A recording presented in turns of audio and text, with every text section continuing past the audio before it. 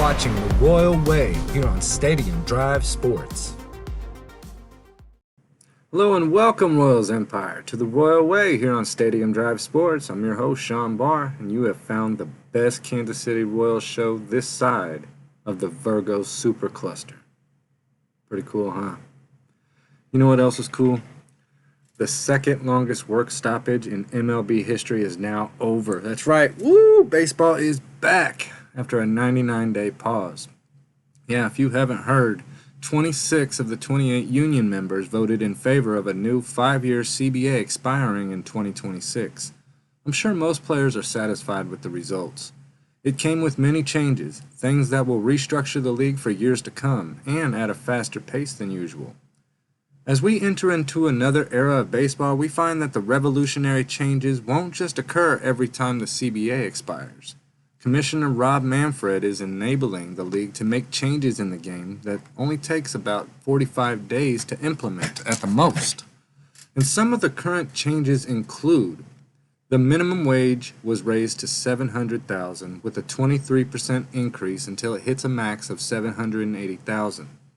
The competitive tax balance spending cap was raised to $230 million with a 10% increase until it hits $244 million. The pre-arbitration pool is set at $50 million to reward players who excel, so the players got what they wanted out of that. The universal DH is now clear that there will be no pitchers batting in the MLB. I know it was cool when Bartolo Colon hit that home run, but it was only cool because he struck out about 166 times. So the players got what they wanted in a 6-team draft lottery. Made to stop teams from tanking.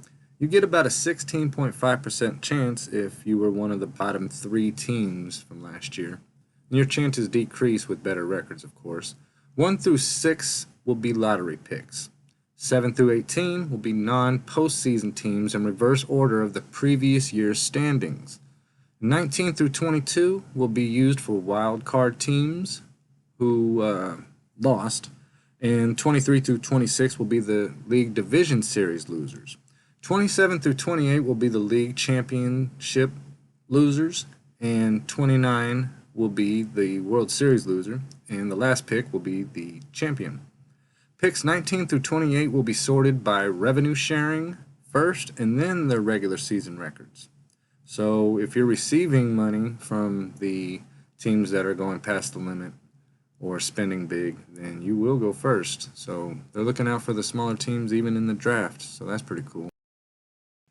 And no more Iowa shuttle, meaning teams can no longer option a player more than 5 times during the regular season, in an effort to combat teams from player time manipulation. Well, you see, players would be sent down to the minors and right before their arbitration hits, and if they didn't get a full season in, then they wouldn't be eligible for arbitration, and the teams wouldn't have to worry about paying them that big contract. So they're really trying to combat that. There were 2 measures taken. One, a full year of service time is awarded to the top 2 vote getters for Rookie of the Year. So if you're a top 2 vote getter for Rookie of the Year, you automatically get a full season, whether or not you had it or not. But most likely you probably had a few games in. Number 2, draft picks will be awarded to teams who promote players on opening day and finish for top vote, or they finish as top vote getters for major awards. And that's why I'm thinking that we might see Bobby Witt Jr. on opening day for that reason right there. We might get some extra draft picks if he does get some high accolades at the end of the year. There will be patches worn on players' uniforms and decals on the helmets of the players now. More advertising leeway. The Rule 5 draft will be canceled, but arbitration meetings can be scheduled. So players nearing their arbitration point can get those new contracts and try to work them out with the teams, with their arbiter, and see what they can come up with so we can get that rolling. There's 200 free agents out there that's looking to get signed as well. A few of them are gone. A lot of the big names have been kind of plucked from the Oakland A's and Cincinnati Reds. There are a couple of teams trying to get rid of some players. They're pretty high on their spending, and they're trying to reduce some money on that end. Robot umps. Yes, behind the plate that were being used in the minors will be experimented with in select spring training games. And this will be interesting. The MLB first experimented with Robotumps in 1872. The Boston Butterbeans were... I'm just kidding, there were no robots back then. Just playing. The bases will be wider next year. They used to be 15 inches. Now they'll be moved to 18 inches. This will reduce injuries and close play reviews when the player just barely comes up off the bag and just by an inch. And trying to reduce replay and reduce time of the game that way. Also, this might increase more stolen bases. You know, easier to steal that base and kind of go over to the side and get that corner there. The pitch clock will be established soon. Not too sure if it'll be next year. It might be the year after. They'll have it going on in the minor leagues, so the players will be used to it, and by the time they get to the majors, they'll be pretty much used to it. What'll happen is if the pitcher isn't ready, he's going to be charged with a ball if he doesn't get the pitch off in time. The batter, he could be charged with a strike as well if he's not set in the box by a certain time. If you've been to the game, you've seen the pitch clock. They have it. It's kind of like an experiment. It's not being enforced, though. The big change will be that they will enforce it. The MLB has until July 25th to decide on an international player draft for next year. The 20-round draft for the players 16 and older outside of the U.S., Canada, and Puerto Rico could be established by 2024. Also, the defensive shifts might be over with. What would happen is you'd move your third baseman all the way over to where shortstop is, move the shortstop right behind second. You can't get a hit up the middle, and guys are trying to pull the ball down that line, but, you know, the pitcher's not really trying to give him that opportunity. He's not trying to jam him to where he hits it down the line. He's trying to pitch it on the outside to where he hit it right towards that shift. But they're looking to get rid of moving players around like that. Plus a higher minimum wage in the minors, which is a good thing. They got the 22.7 increase just the same as the MLB players. Their first and second contracts will increase as the years go on. And their first contract was raised from $57,000 to $63,000 by 2026. And their second contract, if they get it, they'll be signing it for $114,000 and raising to $127,000 by 2026. The trade deadline has been more flexible. They've extended it to about a week, and that way they'll pick which day has the least amount of games played. It'll be on August 1st on a Monday when there's only 10 teams out of 30 playing. So that's when they will do the trade deadline and gives teams more opportunities to really make some moves when they have a day off or playing early. More games in other countries.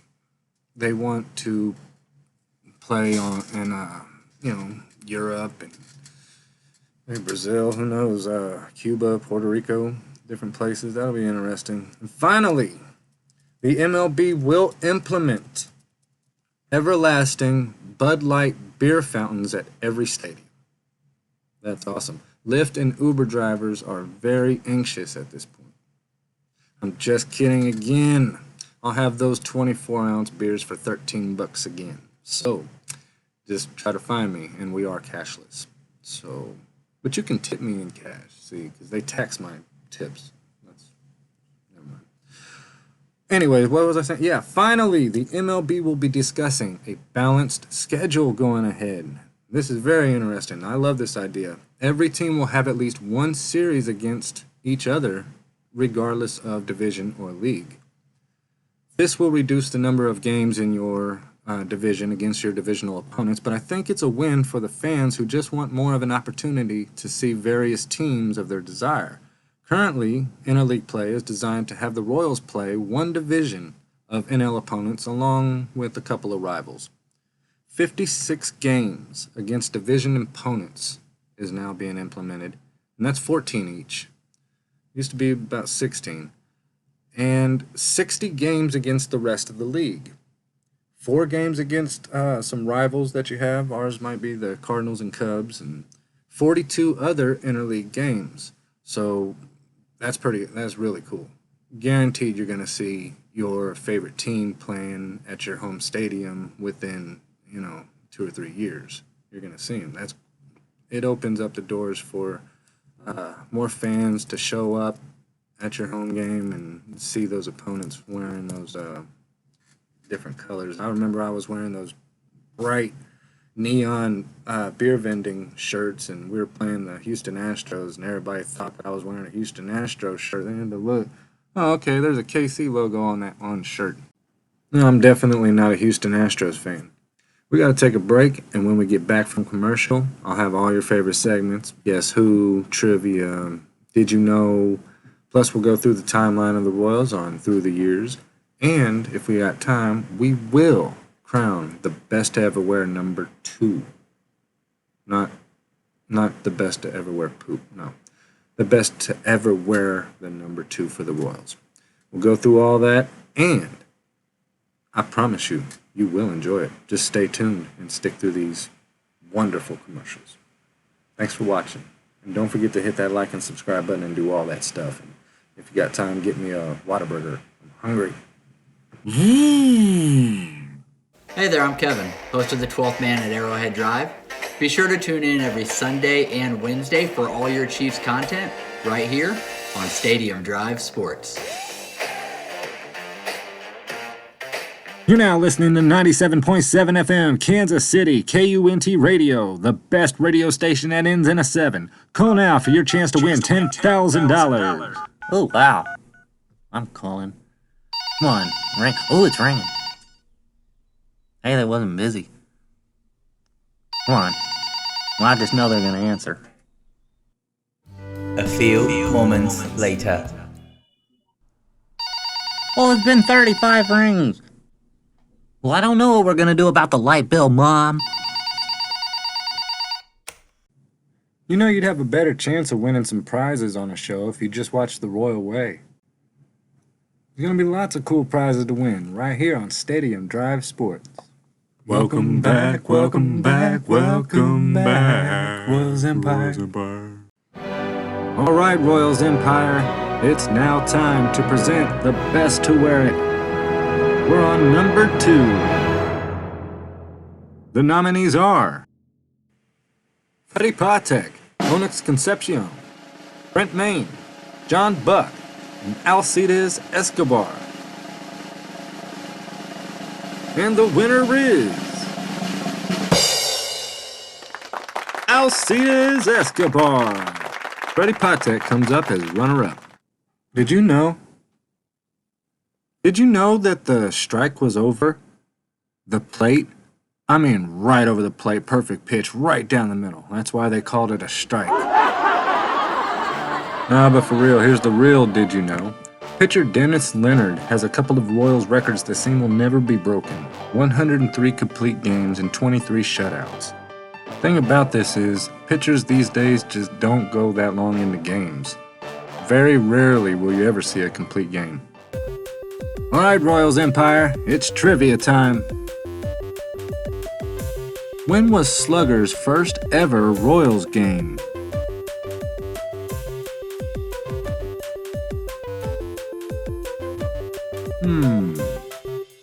It wasn't A. It wasn't D. It was C, April 5th, 1996. Guess who? I wasn't a player, but I sure had an eye for the game. I've been a part of the MLB for about 69 years, and in 69 I joined the Royals. 28 players made it to the bigs because of me. Coached semi-pro. Started my scouting career with the New York Yankees in 1953. Yeah, Mickey Mantle and Yogi Berra era. In 1984, I began as a scouting director for the Royals until 1997. During that time, I was responsible for player development in 86 and 87, before serving as a senior special assistant to the general manager from 97 to 2000.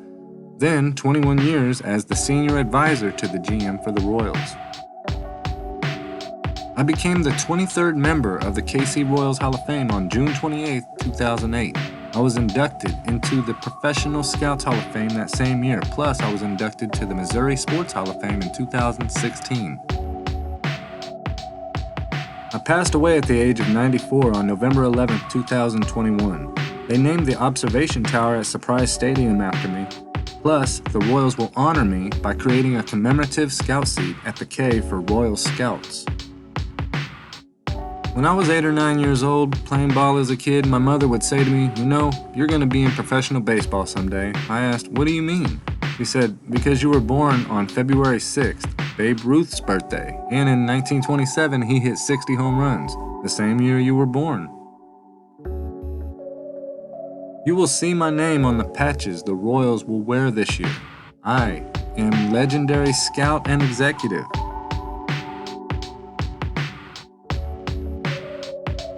Art Stewart.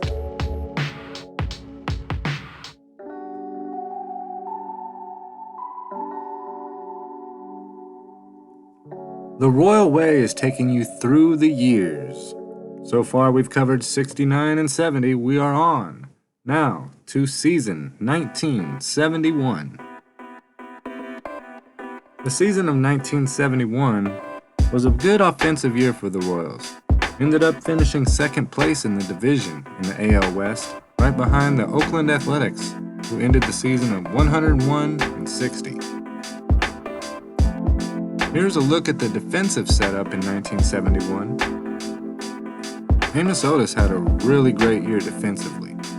And to take a look at the roundup of the 1971 season, the Royals were the second best hitting team in the entire league. Amos Otis and Freddie Patek shared Player of the Year honors. Amos hit .301 and led the league in stolen bases. He led the Royals in home runs, RBIs, total bases. He won the team's first ever Gold Glove.